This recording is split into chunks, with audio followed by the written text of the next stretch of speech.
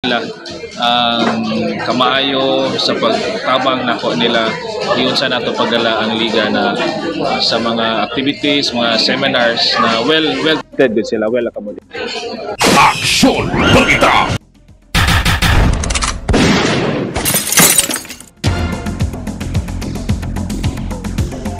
Yes, I'm so happy na after this election na nakuha dyan po nato ang PCL President. This is my second re-elected PCL. First PCL President siguro sa ato ang province na re-elected. And pasalamat ko, number one good sa ato ang Ginoo na successful kayo ato ang election. Second, pasalamat ko sa mga Sagarbarria family. Number one, si Congressman Sikiting, who are now Mayor. Ato ang gagaw na si Chaco, helping me so much. Mama Isa, and the rest of my officers.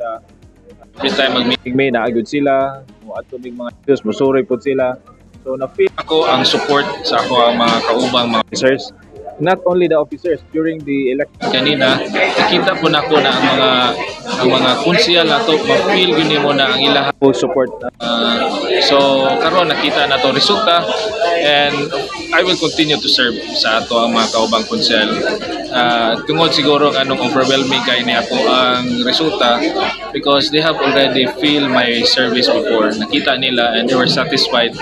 So bisang pagani niyo nung ban pamangani wa ko kaadto nila, but they pledge mo suporta gyud sila because natagamtam nila ang kamaayo sa pagtabang nako nila diyon sa nato pagdala ang liga na sa mga activities, mga seminars na well good sila, well accommodated.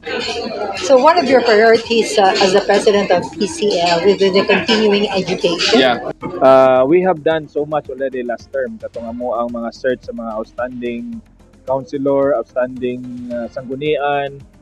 We'll be focusing more on continuing education. Nakita na ko daghang mga batanon karong mga konsyales.